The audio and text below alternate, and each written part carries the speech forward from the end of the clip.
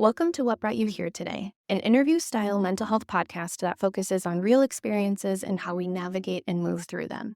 The guests on this show provide personal and professional insight at times and come from all walks of life. Not all of the guests work in the mental health field, and they've all chosen to be brave and vulnerable while sharing parts of their story with you. Please keep your own mental health and well-being in mind while listening. Hello, everybody. Welcome back to What Brought You Here Today. I am joined by Sheridan. She is the owner of Sliding Doors Counseling, and she applied to be on the show through a post that I put out on social media, and I'm so excited to have Sheridan here today to talk more about some mental health topics and some really interesting mental health topics too. So, hi, Sheridan. Thanks for being here. Hello, thanks for having me. Yeah, of course. Why don't you tell listeners a little bit about yourself, your background, what you do? So, Sheridan Anderson, my office is in Eagan. A little bit about me. I'm a licensed professional clinical counselor, so LPCC licensure. I primarily work what got me into therapy or going back to school to be a therapist was because I had gone through a really difficult divorce and really felt this desire to be someone that had been through it and lived to tell the tale. So, my motivation to going to grad school was to work with families that were going through divorce. So I do that a lot. I'm also a qualified Rule 114 neutral, which means I am qualified to do mediation. So a lot of my general practice is families that are going through or have been affected by divorce or parent-child repair reunification. So I'm giving you my regular shtick, but my passion or my area that I'm trying really hard to bring more awareness to, because as science progresses, there is a need for support for people that have taken commercial DNA tests. Mhm. So, a small but growing part of my practice is working with people that have had DNA surprises, whether that means they took a DNA test just for fun or they were actually looking for something. So, I work with people that have found out that they were either late discovery adoptees. So, that would be somebody finding out generally in adulthood that they had been adopted. Some people that are finding out that they are donor conceived and maybe weren't told by their parents as they were growing up. And then people like me who grew up believing one person was their parent and finding out as an adult that the person they thought was their parent was not. Okay. Okay. Those are very big discoveries to have happen in your Yeah. life. Yeah. Yeah, absolutely. And I also think as we all know, like I fully expected there to be flying cars at this point in my life because I was a big Jetsons fan. But I don't think anyone ever anticipated the idea that, I mean, who would have thought, oh, yeah, we can tell genetically who's parent or who's sibling.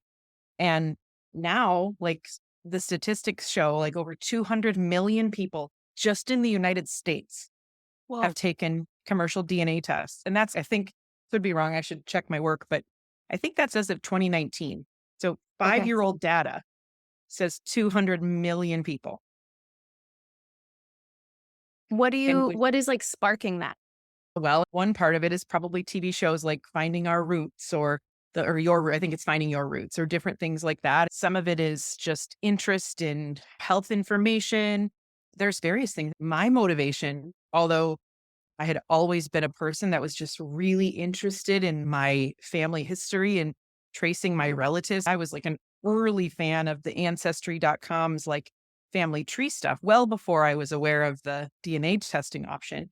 So my motivation was to find out this need I had to find out what percentage of Dutch that I was. So I find that a lot of people, that's their motivation. Okay. Yeah. Has there been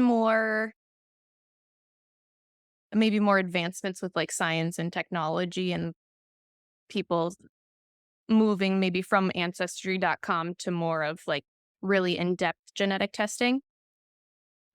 I think oftentimes, like the more in-depth genetic testing, I'm aware, like in the Twin Cities, like Health Partners Clinics has a study that they're doing. So they have patients of Health Partners that have signed up for consented to have their genes studied just as a part of being a patient of the clinic. I know the Mayo Clinic also has one.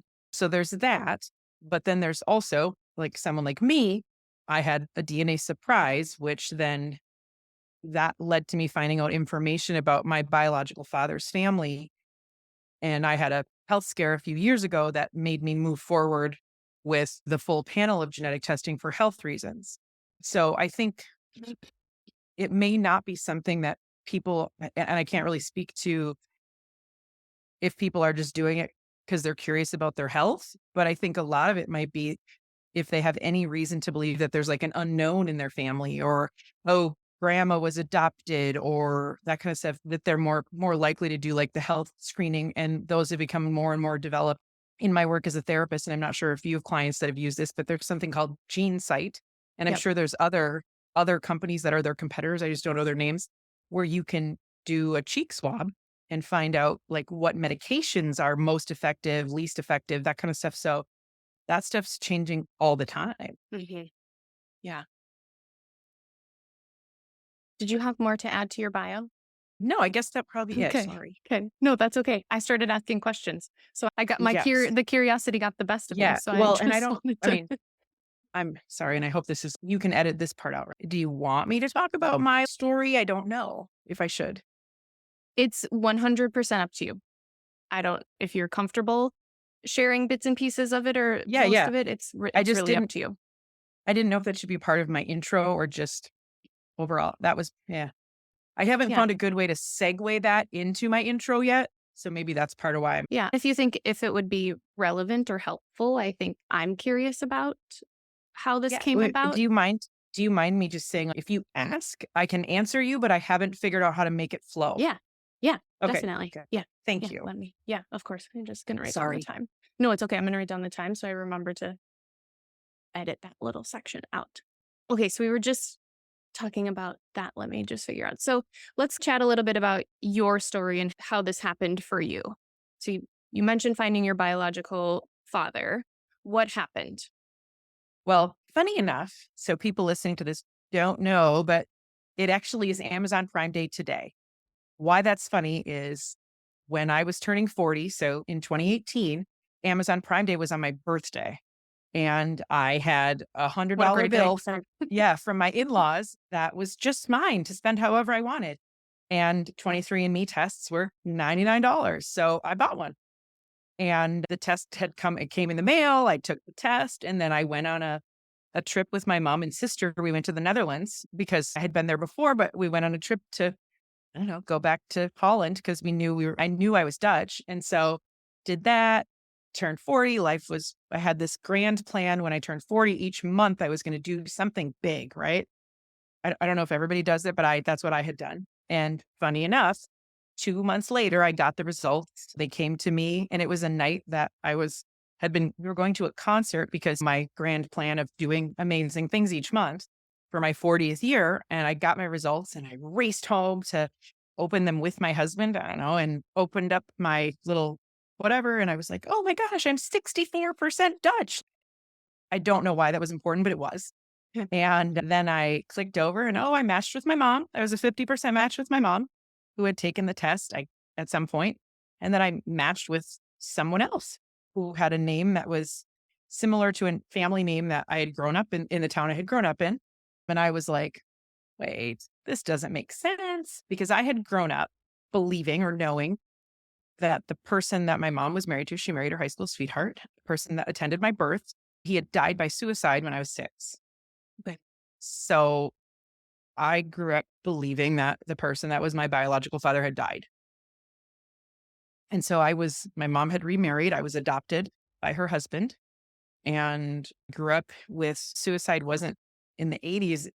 It wasn't talked about. It was very embarrassing for me. So I didn't tell people. And that was just how I grew up. So here I am 2 months after my birthday, just about to head to a concert going, who's this dude? And so I did what I'm now learning no normal person would do. And I went on Facebook, looked him up, found his phone number, and called him.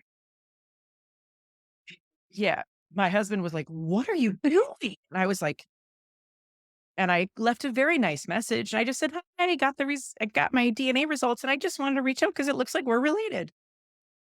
Yeah. And then things unfolded from there.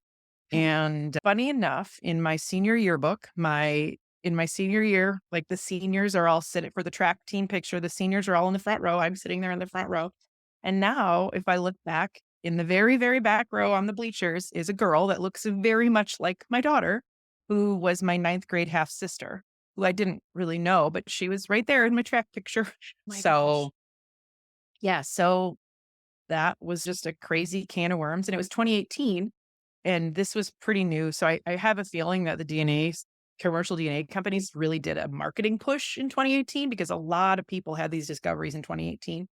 Okay. And so the next day, I actually called 23andMe to find out like what the horrible mistake what was this quackery? And they were like, oh, well, no, that's just science. We didn't do anything with that. It's And just so it's just science, it's just data. And yeah, the rest is history. There were no therapists. There was nothing. I didn't like it's what at that time it was very much not a Googleable thing. right. This was completely unexpected. Absolutely like shocked, completely shocked. Yeah. Okay. You didn't go into taking this 23andMe test questioning. You just wanted to know about the Dutch heritage.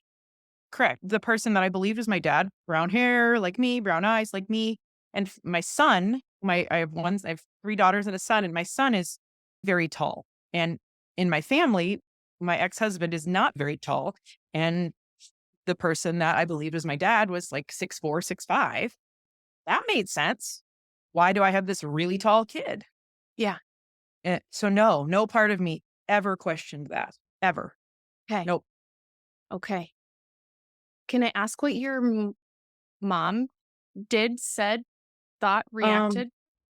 You can ask, and I will say that it's complicated. It's been complicated. I think one of the things that I work on a lot with clients that have similar situations to me is challenges in their relationships with their parents, especially their raised parent, and navigating that. Yeah. My mom has asked that I don't share her information or anything about her feelings, and I respect that. But it is a complicated sort of situation because this is a situation that I deal with because it is very much a part of my life.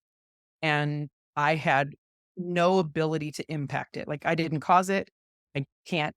And it's a really complicated thing. And so if you're anyone listening to this or if like it changes relationships forever. Yeah. Yeah. Are you in contact with your biological father? Yep. Um, Okay. yes. And we send birthday cards, like call, text every now and again. I have, I think, five half siblings through my biological dad. Okay. They're all very nice people. I've met most of them, but it's really hard. And as an adult, to bring people that are your family, biologically, they are your family, but you haven't been raised with them to prioritize those relationships when you're already busy with like your own kids and your own family. So I've heard from a lot of people in similar situations that it- I think my biological father, he's a really great guy. My biological siblings are very nice people. It just there hasn't been the space to really develop those relationships because and I mean, it's just hard. It's hard to maintain friendships as adults. Yeah. Is there a lot of work around like managing the expectations of that? Or maybe in your work of if someone wants more of a relationship than someone can give? Yeah, that comes up a lot. I think a lot of people deal with rejection where, hold on, well, it's a multifaceted thing. There's people that are coming from my point of view where I'm the person that found out this information. And sometimes, like, different than my situation where I wasn't looking for anything, it was a complete surprise. There are people that are looking for something. I know of someone that their mother was adopted and they knew that their mother was adopted. And so they like were going to help their mother find her birth family. Okay. And in that search, they found out that their mother had the person they thought was their dad wasn't.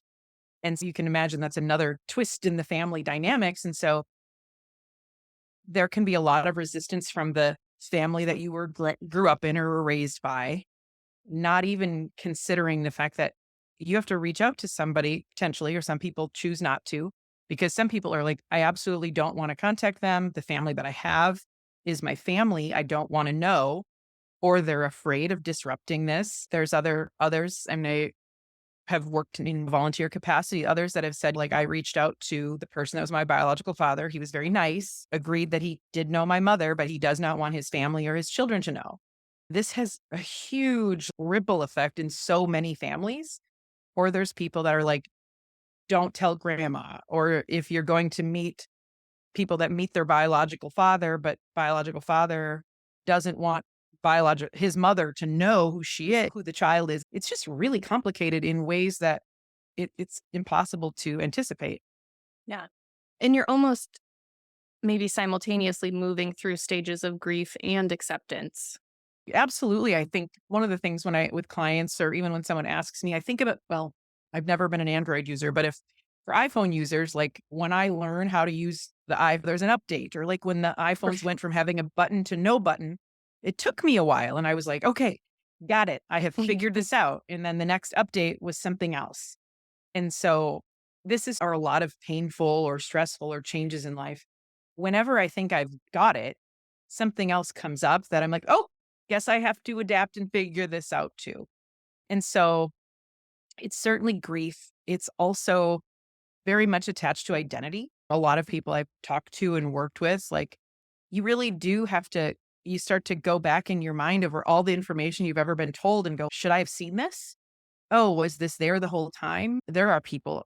I spoke at a conference back in April in Denver, and there were people there that were raised to be, actually a good friend of mine. She was raised in a biracial family, believing that her dad was black and her mom was white. And then she found out that her dad was not her dad and she's really Jewish. Okay.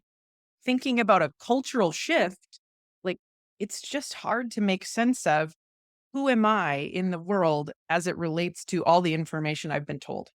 Mhm. There's a certain amount of taking for granted that whether you give birth to a child or you've known a child from the minute they were like born and like pre-cognizant of what's going on in their life, that the adults hold space for their truths. If your child has a surgery when they're very small, they don't remember that. So the minute you're born, you assume that the person that's raising you is telling you the truth about yourself. Yeah. And I'm saying the truth, like, it doesn't always mean, and just to think dialectically, the opposite of truth is not always a lie. Right. And for me, I've worked hard on that. I don't believe my mom lied to me. I believe that the circumstances, her person she believed was my father died by suicide, all those things, like, she did the best that she could with eh, what she had available to her. And I think as parents, we all do that. I do that. And have I made mistakes? Yes. But there's a belief that our parents have told us the truths about ourselves. Mhm. And finding out that a big part of that is incorrect is really hard. So, how do you go about supporting people through that? That's a great question, right? I think what I can start by saying is what I would say to anyone ever. If anyone, even if it's like the cashier at Target, somehow tells them this, the response of, well, nothing's changed about who you are, is about the worst thing that you can say. Because I don't know, that's one of those. If I had $1 for every time somebody told me that, but you're right. Nothing about how I look or has changed. And yet everything about me has changed. So I think recognizing that, because this is, as with anything, it's a really personal thing. I have yet to really come across two stories that are exactly the same. And especially when things are more sensational. There was a couple months ago, maybe a year, like Kerry Washington, she's an actress. She had written a book about finding out that one of her parents was not her parents. And a lot of people were like, oh, you're just like her, or assuming that, like, right now, I mean, in the season of The Man with 1,000 Kids, like, people are talking, have you seen that show? Yep, I've seen it. So supporting people, recognizing, and this is really, I say this, I'm being a little jokey in the way that I'm saying it, but it sounds like sensational. This is like tabloid stuff. Like, when you find out, when somebody says to you, oh, hey, I found, or so and so found this out, like, it's great. It makes for great gossip, and it's a person. And I think it's really hard to recognize, because nothing changed, that this isn't funny or it isn't a very serious long-term thing. And I think a lot of people think that. I have a client that had gone to a therapist, had a therapist that had been seeing for a while, and the therapist is a very smart person that I know. But what happened is when my client told her that, the therapist was like, "Oh my God, like that's horrible. What are you going to do?" And being able to recognize that, just I mean, sitting with a person being like, "That's really hard," not reminding them, "But your mom's so great," or you're like, I think as a tendency, human beings, we want to make people feel better. Right. So maybe that's where a lesson in like how to validate someone, like, "Wow, that sounds really hard."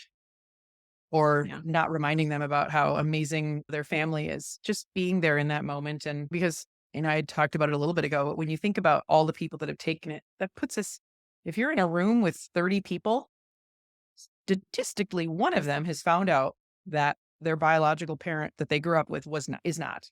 That's actually not a huge number. Starting there, and also recognizing that the things that used to seem like crazy science back 5, 10 years ago aren't. People are finding out that, learning about what sperm donor really means. Sure, the TV shows that we see, but in reality, many families back in the 60s and 70s, when infertility was addressed, the the man's infertility was never looked at. So women who wanted to have children would go to their doctor and be like, "I can't get pregnant. I can't get pregnant." The doctor would give the woman a clean bill of health, but she wasn't going to drag her husband in. And so Mhm. many times people did what they had to do to have a child. And a lot of times it was the doctor, or they went to clinics that they heard about. I mean, Mhm. it happened more and more. When you think about adoptees in the 60s and 70s, like a lot of times, "Oh yeah, my aunt just moved away for 9 months," and going to like homes for unwed mothers. That was really common. Most Yeah. people knew someone that had happened to. So it's not just something that happens in a movie. I don't really know if I answered your question very well there, but I think just a sensitivity to science is catching up with how people have been acting, Yeah. and it's hard to navigate. Yeah. And I think the validation part is key, right? Not we maybe as therapists or the person also hearing this news don't want to have such a big reaction because Right. you are already having the big Right. reaction dealing with this news. Yeah. And a lot of people don't want to believe it, because it actually doesn't just mean your parent isn't your parent. It means everybody that you've known since you were born, you don't know what they know. Or do you have to tell your siblings? Do you have to, one thing for me, like I didn't know what to say to my own children Yeah. because this affects them too. But also kids are growing up, teenagers don't really pay much attention to what their parents are having, but then also, so I think it's just such a far reaching thing. And I've yet to find any two people that address it the same way. Yeah. And I will also have put a shout out for, there are people, men, finding out that they have children that they didn't know about. And that has to be jarring because they have their own families to tell, families of kids they've raised, that it's hard for not it to not affect people. Yeah. And I think that going back to what you're saying about the ripple effect, it's not just you, the person finding out that's impacted. It's the other person and the people you choose to tell and everyone else who has been in your life and news that everyone has to adjust to, Mm. whether or not they knew, right? I think if that was news that I knew and I found out that you knew that suddenly, I would have to figure out a way to handle it. Yeah, I Yeah. appreciate you saying that. I think the other thing that, and I don't know why, I guess I didn't start with this, is, while I wish it was different, there is so much shame that comes with this, Yeah. in a way that, like, I can't control how the people in my life are experiencing that. And it's deeply hard for me though, because I'm very proud of the things that I've done in my life, that I've worked hard to be the person I am. I know my mom sacrificed a lot to raise me and support me, and I can't believe she did a lot of things that I'm so grateful for. And the shame component, that doesn't make that go away. And it doesn't matter how many times somebody tells their family members there's nothing to be ashamed of. It also impacts someone in my position. I'm not a secret. I don't have anything to be ashamed of. And like I mentioned before, I didn't have any control over any of this. Mhm. But why do I feel so uncomfortable?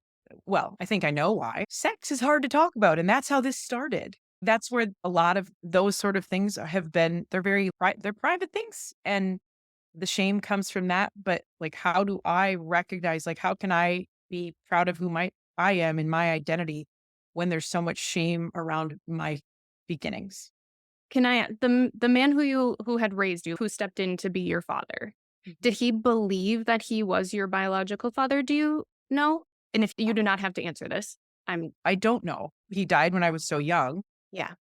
And I don't know, but what's interesting is because I was adopted by my mom's husband, Mhm. it meant that my birth record was treated the same way as every other adoptee.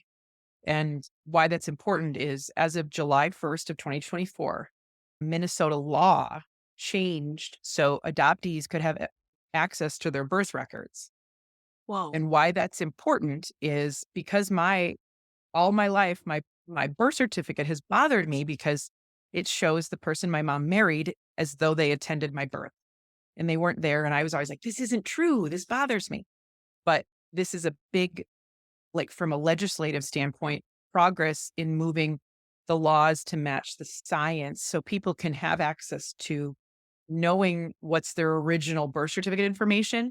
And I don't know how many people, like if adoptees are listening or for whatever reason, Minnesota law changed so you can Okay. access your birth record, which means it's possible to have medical, like to get medical information. Okay.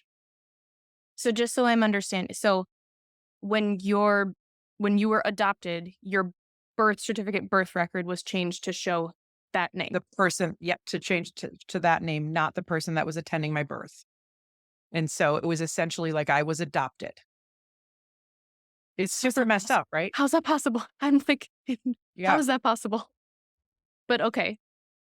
Okay. And Yeah, okay. Now, the importance of that is making sense now that I verbalized well, that. somebody that's an adoptee that's finds out because, oh, their parent told them on their deathbed, or they found out because an aunt said, well, we all knew you were adopted, but your parents didn't want you to know. And they're like, wait, what?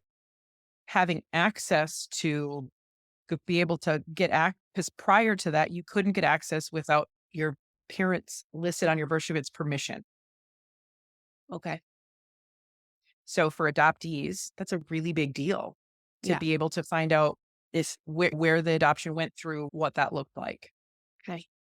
Okay. Yeah, I imagine that is going to change a lot of worlds and have a really positive impact for a lot of people. And probably open up some other problems that nobody Yeah. expected. But I'm a big believer sunshine is the best disinfectant. And putting things out there for to be honest and authentic, eh, I Yeah. don't know. I think it's really important to me. Shifting gears just a little bit, before we started recording, we were talking about the egg donation, and I've Yeah. been vocal about my journey of being an egg donor and kind of that process. And I think going back to the sensationalized piece, every time like that comes up, people are, tell me about that. I want to Yeah. know about that. I'm like, it's not great. It's not glamorous. It's not great. It's a very stressful, traumatic, emotional process, even from like my end. But Yeah. I'm curious as we're learning maybe more about like IVF and fertility treatments and insemination and egg donation, maybe from the clinical or professional standpoint, should we be telling children these things? I want to be very cognizant that this is a very individual and personal decision. But I'm also a therapist who weirdly at this time is reading a lot about intergenerational trauma and just like the impacts that our family has. And I do think I have a biological child of my own, and the Mhm. eggs that I did donate, it was signed and agreed upon that when they turn 18, they can reach out if they choose. So I've always known in the back of my head that there's a possibility that this could open up some doors. My daughter's Yeah. very little. I'm in no place to tell her anything right now, but I'm curious of your thoughts of like, when are some of these conversations appropriate, or people who do have children from sperm donation, or like, what does that look like? I think that's a great question. And I can obviously only answer from my perspective and then clients that I've worked with. I think we're going to be seeing more of that because with legalization of same-sex marriage and families that are not the male, female, like traditional families, I think we're going to be seeing a lot of that. And one of the things that I think is important to consider, which it sounds like you did, was the ethics of it, not just today or the day when you're donating, but what does this look like long term? Mhm. And I find in some of the families that I work with, I have a family where they have a teen boy and he is very clear that his mom's chose a sperm donor. They have the sperm donor's medical record, like they know like family history as much as the donor knew.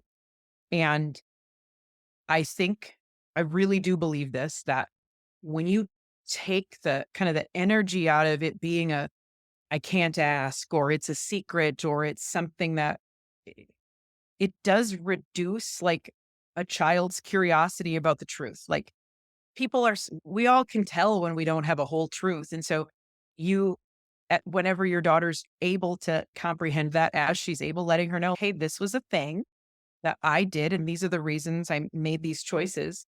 And that also might mean that asking people if she's dating them, hey, I don't know how it would come up, and maybe you can work on a smooth line, but were you donor conceived? Or because recognizing that I grew up in a town that my mom has a very large family. I have a lot of cousins. Mhm. Like being aware that that could happen.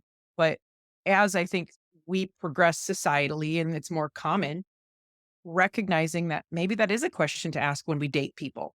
And that also underlines the importance of parents being open with their children about their reproductive decisions. And what you're describing, that sounds like you handle it in an ethical way. And I really do think, well, ethics, we're trying to figure out what the ethics around this are. Yeah. Being mindful that the this creates people. And Mhm. you making an egg donation was a wonderful gift you gave to families and being able to provide information about, okay, your family has high cholesterol. That that might be all a child needs. But Yeah. when you're totally kept away from everything like it's a big secret, you know how that like works. I think just considering like giving a child information as they're able to handle it and making it clear like you can ask me questions. Obviously not when we're at the grocery store because that's not a good time to talk about it, but and I'm going to answer you with as best of information as I can. Mhm. Makes it a safer space for your kid, a healthier space for the 18-year-old that reaches out and says something to you. I really do think sharing what is needed Yeah. takes the mystery away and it makes it healthier. Yeah. Yeah. I think the dating, asking the questions, I hadn't really pieced that together yet because my daughter's still a toddler. It's Mhm. very big. I donated about 10 years ago. So I'm hoping there's enough of an age gap, but, Let's hope. Yeah. but if anything's possible. But also in my mind, I'm like, I, my physical appearance is very common to what we see. So I'm like aware too that, especially in Minnesota, blonde hair, everyone's blonde hair, blue eyes, I'm average height, just have these baseline physical features. But I forgot where I was going, but living in Minneapolis, and I went through a very reputable clinic in Minneapolis, and I'm like, I might never see them. This is a really big city. And in the back of my head, I'm like, oh no, this is actually not a big city. It's not that big. Well, Um, and I mentioned this to you before, and again, not going to go into it, but there is a thing like genetic sexual attraction. yeah, And children are not raised together. Meeting their sibling, like there's an attractive there, and people can Google that, look it up. I'm not an expert on that, but it's just because the sensationalized stories out there about that stuff, like it exists, especially in certain religions or things like that. So it's like better safe than sorry. yeah.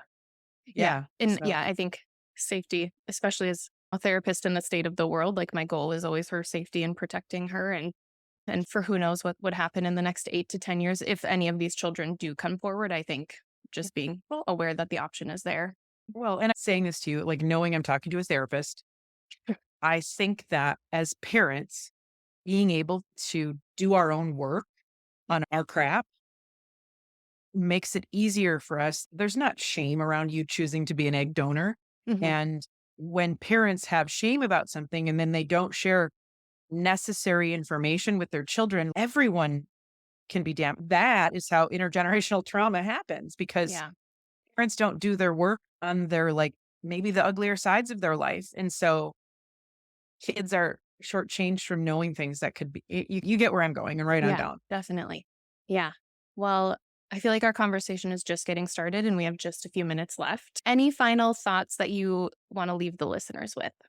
I guess what I would say is if it's somebody going through this that is just finding out, and when you think about, like I said, it's like 1 in 30 people that find out that the parent that they thought was that, but the numbers are even stranger for 1 in 20 people find out they have a half sibling that they didn't know about. Wow.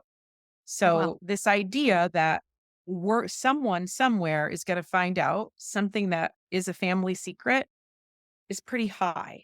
So as human beings that walk around in the world, recognizing when someone tells us that, like, how can we be like as judgment free as we can? Not reminding them like that they don't need us to solve their problem. They need us to like, if they trusted us with that information, they need us to tell them that it's okay and that whatever they choose, or however we love them just the same. Yeah. And also do not spread it to the rest of the people because it's juicy gossip, because that's hurtful. And then as therapists, I'm in the Twin Cities, but whoever's listening to this, reached out. I will help you help your client because Yeah. I know how scary it is to be like, is this a weird thing to tell people? And yeah, soap operas were based on what happened in my life. And everybody thought it was cool, but I don't look like Erica Kane from All My Children. Right. So recognizing that Mhm. people just need validation and judgment free and just, I maybe don't know the right answer, but I can help you figure it out. We can figure it out together. Yeah. Great advice. So, yeah, Great final words. thanks. And you have a website, you're on Instagram. We will link all of Yep. that. I will link all of that in the show notes, sliding door Perfect. counseling. Thank Yeah. you again for taking time to do this. It was such a pleasure. Yeah. I think we Well, may and need I'm to glad have a it was second just, episode in the future. well, and it was nice to meet you because your website is very fantastic. If anyone wants to see a good therapist website. Oh, thanks. I actually did it myself. Oh, I feel very more proud of it. maybe that's a side hustle. Thank you for listening. I hope you enjoyed today's episode. If you want to learn more or follow either of us on social media, you can find more information in the show notes. Thanks for your support and listening, and I hope you have a wonderful day.